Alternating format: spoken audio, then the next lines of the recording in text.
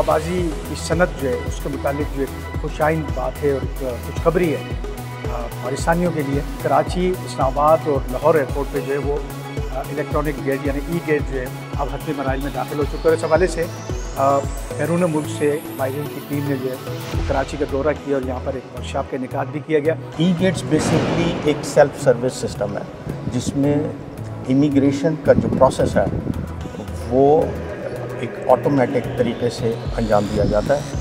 ये पैसेंजर की सहूलत के लिए और हमारी बॉर्डर कंट्रोल के सिस्टम्स के लिए एक अहम प्रोजेक्ट है। बड़ी बड़ी लाइनें लग जाया करती थी तो वो बिल्कुल ना होने के बराबर हो जाएंगी। जो मुसाफिर है वो इंतहाई तेज़ी से इमिग्रेशन के मराहिल को बायोमेट्रिक तस्दीक के ज़रिए तय करते हुए जो है वो क्लियर हो जाए। अस्सलाम वालेकुम नाज़रीन, एक्सप्रेस न्यूज़ के साथ मैं हूँ कराची से आफ्ताब खान। अच्छा, इस वक्त मैं मौजूद हूँ पाकिस्तान एयरपोर्ट अथॉरिटी के रोटेंडा हॉल में और एक हवाबाजी की सनत जो है उसके मुतालिक जो एक खुशाइन बात है और एक खुशखबरी है पाकिस्तानियों के लिए कि कराची, इस्लामाबाद और लाहौर एयरपोर्ट पे जो है वो इलेक्ट्रॉनिक गेट यानी ई गेट जो है उसकी तनसीब का काम जो है चूँकि काफ़ी अर्से से वो ज़ेर गौर था और वो अब हतमी मराइल में दाखिल हो चुका है। इस हवाले से बैरून मुल्क से माहिरीन की टीम ने जो है वो कराची का दौरा किया और यहाँ पर एक वर्कशॉप का इनेकाद भी किया गया।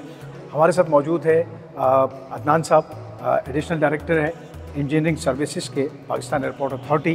अदनान साहब, बहुत शुक्रिया हमसे बात करने का। थोड़ी सी इसकी बताइएगा कि किन मराइल में हम पहुँच चुके हैं और क्या रहा जो माहिरीन की टीम ने, कौन से मुल्क से लोग आए थे जिन्होंने दौरा किया। पाकिस्तान एयरपोर्ट अथॉरिटी ने पाकिस्तान के बड़े एयरपोर्ट्स पे यानी कराची, लाहौर और इस्लामाबाद के फ़र्स्ट फेज़ में इब्तदाई मराहिल में इन गेट्स की तनसीब का प्रोजेक्ट स्टार्ट किया था।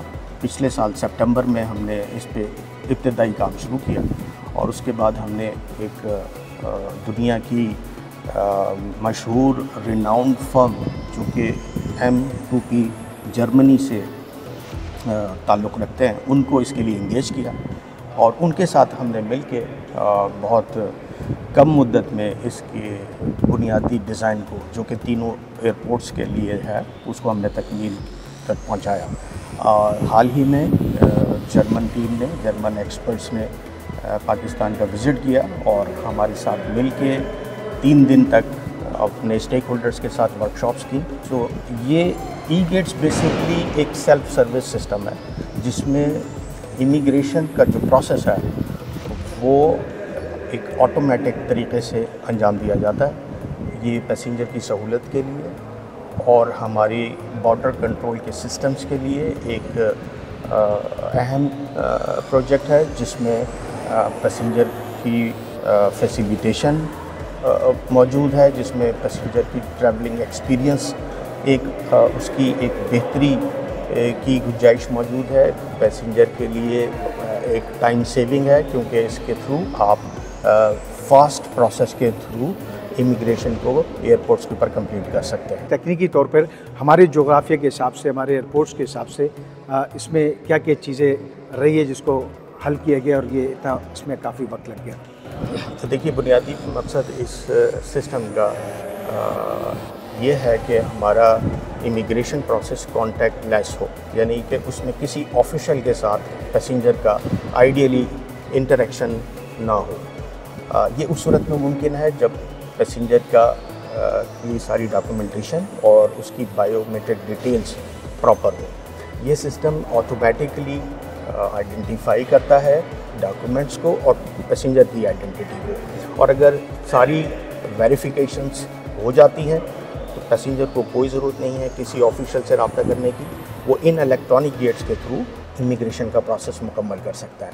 पैसेंजर्स को बहुत सारे बेनिफिट्स हैं, एयरपोर्ट ऑपरेशंस को बहुत सारे बेनिफिट्स हैं, हमारे बॉर्डर ऑफिसर्स जो एयरपोर्ट पे तैनात हैं उनके लिए बहुत सारी इसमें फ़ायदे मौजूद हैं, और एट द सेम टाइम जो हमारी सिक्योरिटी है उसके लिए भी इसमें इसकी बेहतरी के लिए काफ़ी ज़्यादा गुंजाइश मौजूद है। अच्छा अदनान साहब, ये बताइएगा कि अब दौर आ गया मसनवी ज़हानत का, तो क्या ये जो सिस्टम हम लगाने जा रहे हैं तो इसमें उसका भी इस्तेमाल किया जाएगा? ऐसा है जी बिल्कुल। अब तो आर्टिफिशियल इंटेलिजेंस की एप्लीकेशन आलमोस्ट हर टेक्निकल फील्ड में मौजूद है और ई गेट्स आर नो एक्सेप्शन।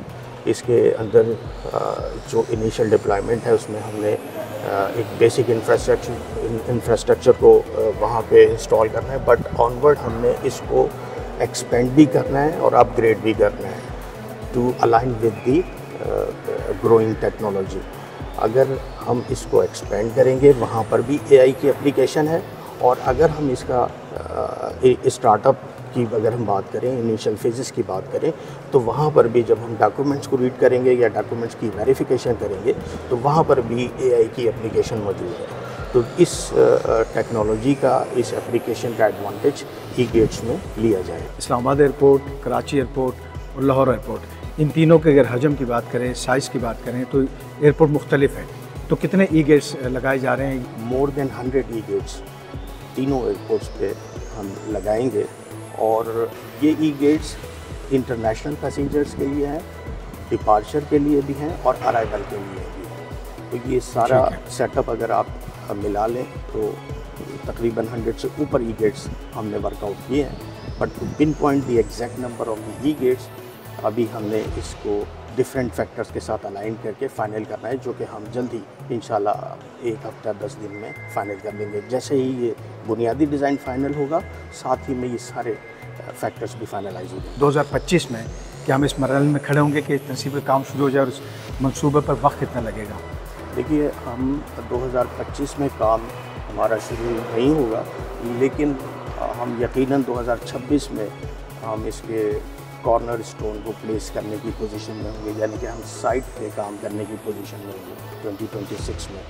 इसकी इंस्टॉलेशन का टाइम फ्रेम तकरीबन 2 साल है, क्योंकि ये 3 एयरपोर्ट्स हैं, तीनों मेजर एयरपोर्ट्स हैं, और हमें इसके लिए एयरपोर्ट्स के ऊपर एक मेजर सिस्टम की डिप्लॉयमेंट करनी है। ना सिर्फ ये सिस्टम बल्कि इसकी इंटीग्रेशन है डिफरेंट एजेंसीज़ के साथ, डिफरेंट सिस्टम्स के साथ।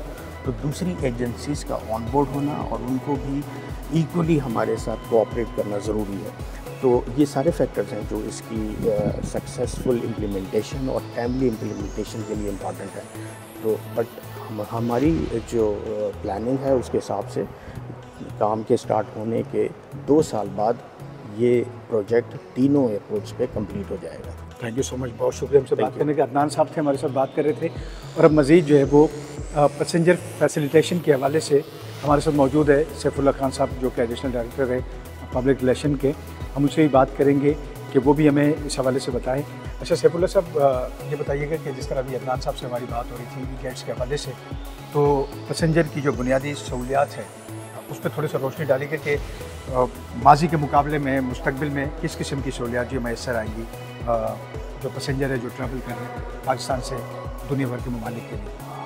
देखिए, ई गेट्स हमारे इन एयरपोर्ट्स पर लगने की सूरत में जो वाज़ेह तब्दीली आपको एक नज़र आएगी, उसमें ये है कि आपको लाइनें नहीं नज़र आया करेंगी। ठीक है, जो बड़ी बड़ी लाइनें लग जाया करती थी वो बिल्कुल ना होने के बराबर हो जाएंगी, और जो मुसाफिर है वो इंतहाई तेज़ी से इमिग्रेशन के मराहिल को बायोमेट्रिक तस्दीक के ज़रिए तय करते हुए जो है वो क्लियर हो जाती है। और ज़ाहिर है कि इस किस्म की जो इनिशिएटिव्स हैं पाकिस्तान एयरपोर्ट अथॉरिटी के, वो इस चीज़ को ज़ाहिर करते हैं कि एयरपोर्ट अथॉरिटी जो है वो अपने एयरपोर्ट्स को बैनुल-अक़वामी मेयार के मुताबिक ढालने के लिए पुरअज़्म है, और इसीलिए वो इस जदीद टेक्नोलॉजी जो है इसको हम एम्ब्रेस कर रहे हैं। बहुत शुक्रिया हमसे बात करने का। सैफुल्लाह साहब थे और अदनान साहब थे हमारे साथ, दोनों साहिबान ने बात की, बड़ी मुफस्सिल गुफ्तगू की। और ये जिस तरह मैं पहले भी बता रहा था अपने इब्तिदाइये में कि पाकिस्तान की हवाबाजी के लिए, पाकिस्तान के हवाई अड्डों के लिए एक बहुत खुशाइन कदम है जो कि पाकिस्तान एयरपोर्ट अथॉरिटी की जानिब से इसको जो है अमली तौर पर जो है वो सामने लाए जा रहे हैं, और बताया जा रहा है कि 2026 में इब्तिदाई तौर पर ये मरहला जो है इसका तनसीब का काम शुरू हो जाएगा, और 2 साल के अरसे में जो है ये मुकम्मल किया जाएगा मनसूबा, और तकरीबन तीनों एयरपोर्ट्स पे बशमूल कराची एयरपोर्ट जो है वो ये तकरीबन 100 के करीब जो है वो ये गेट्स जो है ये नस्ब किए जाएंगे।